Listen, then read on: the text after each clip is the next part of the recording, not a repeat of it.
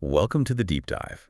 Today, we're taking a really profound look, at a figure who didn't just follow his own path, he sort of carved it out of rock, defining genres and captivating generations. Absolutely. We're talking, of course, about John Michael Ozzy Osbourne, the legendary Prince of Darkness. With his recent passing at 76, it feels like the right moment, really, to deep dive into a life that was, well, in every sense, extraordinary. Yeah, utterly lived on his own terms right up to the end. Exactly. So our mission today is to really unpack Ozzy's incredible journey. We'll trace it from those, humble, quite challenging beginnings in Birmingham, all the way to becoming this global phenomenon. We're going to uncover some surprising facts, delve into the profound impact he had both, on stage and off, and really try to understand the legacy of a man who just continually defied expectations. Okay, let's unpack that, starting right at the beginning. Born in Marston Green, Warwickshire, 1948, his early life in Aston, Birmingham. Well, it was a world away from the rock star glamour we all associate with him later. Totally different world. Yeah, he battled dyslexia, really struggled to find his place. And at just 17, he even ended up serving 6 weeks in Winson Green Prison because he couldn't pay a fine for, a petty crime. Wow. But then, something really pivotal happened. He was 14. He hears the Beatles' She Loves You. The Beatles. Right. That pure pop sound somehow ignited this unexpected spark in him, inspired him to become a musician. Can you even imagine? The guy who becomes the Prince of Darkness finds his calling through the Fab Four. It's such a wild contrast, isn't it? It really is. What does that tell us? Well, I think it shows that music just speaks, right? Yeah. Regardless of genre. But what's fascinating is how those gritty early struggles, that raw industrial energy of Birmingham, it all sort of converged to create something revolutionary. Oh, yeah. By 1968, he co-founds Black Sabbath. And this wasn't just another heavy rock band. They literally pioneered heavy metal music. They really did. Their sound. Those gloomy melodies, the dark, kind of unsettling lyrics, especially on those early albums like Black Sabbath and Paranoid, both out in 1970. It wasn't just adding to the landscape. They carved out a whole new one. Yeah, built around Iommi's riffs. Yeah. Unforgettable. Absolutely. Iommi's crushing riffs, Geezer Butler's often mystical lyrics, Bill Ward's heavy, dark drumming, and of course, Ozzy's unique, almost eerie vocals. It perfectly captured that groundbreaking sound. And it's funny, despite the massive critical acclaim later for albums like Master of Reality or Sabbath, Blade of Sabbath, yeah, those early reviews, often really dismissive. It seems almost unbelievable now, doesn't it? It really does. I think the critics back then just didn't know what to make of it. It was so raw, so heavy, so fundamentally different. They were probably expecting, blues rock or something more traditional. And Sabbath delivered this primal thing steeped in that industrial bleakness of where they came from. Yeah, makes sense. It's really a testament to their vision that they pushed through that. And it was around this time, as Sabbath was finding its feet, that Ozzy also made a connection that would change everything. Oh, right. Sharon. Exactly. He first met Sharon Arden.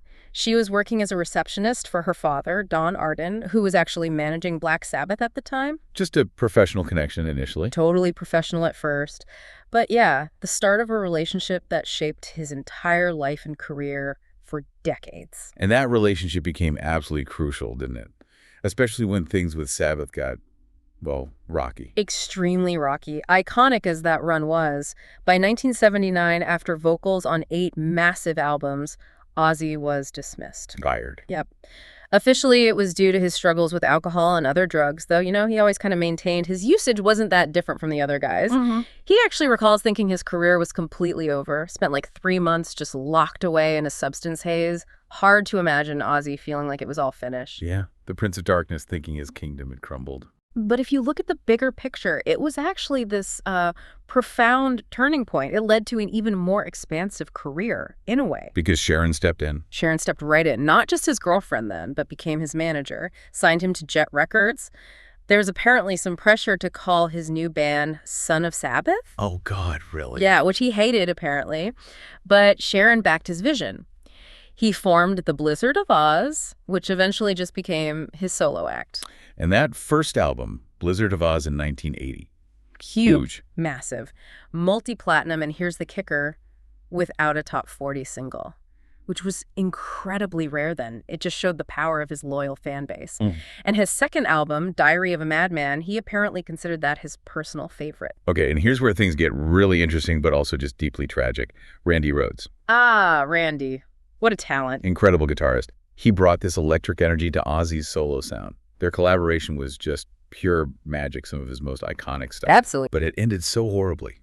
March 19, 1982. During the Diary of a Madman tour, Randy, along with two others, died in this horrific plane crash. Just a senseless accident involving the tour bus driver taking the plane for a joyride. Unbelievably tragic. Just devastating. Can you imagine the weight of that loss? Yeah. Not just a bandmate, but a real creative partner. Gone instantly. Yeah, it plunged Ozzy into a really deep depression, canceled the tour for weeks. And this speaks volumes about his resilience, I think. He pushed through.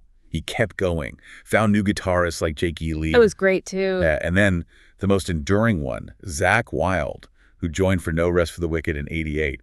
Zakk really cemented that signature solo sound for years. And that solo career just kept rolling, didn't it? It showed his creativity wasn't dependent on Sabbath. We got other big albums like Bark at the Moon in '83, and then the massive No More Tears in 1991 that had Mama, I'm Coming Home on it. Huge ballad. Brought him a whole new audience almost. Definitely. And he even picked up a Grammy for I Don't Want to Change the World from the Lev and Loud album in '94. Still relevant, still powerful live. And remember the No More Tours announcement in '92. Oh, yeah. Caused quite a stir. But then he clarified, didn't he? It wasn't full retirement, just no more of those absolutely grueling, massive world tours. Exactly. He never really stopped creating or performing, just maybe changed the scale a bit. And his impact wasn't just music, was it? After Lollapalooza famously turned him down. Which seems crazy in hindsight. Right. Sharon, being incredibly shrewd, just went, fine, we'll do it ourselves, and created Ozzfest in 1996. Genius move. An instant massive hit, grossed, over $170 million, and gave a huge platform to so many up-and-coming metal bands. He really was visionary. Yeah. Saw that audience that Lollapalooza missed. Totally. It built a real community, a space for that whole subculture. But maybe even more remarkably was the move into reality TV. Oh, the Osbournes. Yeah. Unforgettable. Truly pioneering. Premiered on MTV in 2002. It gave this unfiltered, chaotic, often hilarious look into his home life with Sharon and the kids, Kelly and Jack. It completely changed his public image, didn't it? It really did. It humanized him. You saw the chaos, sure, but you also saw these moments of, tenderness, Ozzy with his dogs, struggling with the TV remote. Yeah. It peeled back the Prince of Darkness's thing. People saw this, surprisingly relatable if totally eccentric dad. It was raw, authentic, and it basically invented the celebrity reality TV genre as we know it. Which leads to that interesting question. Yeah. How did the guy accused of Satanism become this, beloved, quirky family icon? It's quite the transformation. And speaking of accusations, his career was just littered with controversies that became almost as famous as the songs. Oh, absolutely. Part of the legend. Yeah, accused by religious groups of promoting Satanism, though. Important to note, he was reportedly Church of England, apparently prayed before shows. Right, the reality was often different from the image. Then the infamous incidents. Biting the head off a dove during a record company meeting in '81. Just impulsive, intoxicated madness. Legendary story. And even more notorious, the bat incident in Des Moines, '82, during a concert.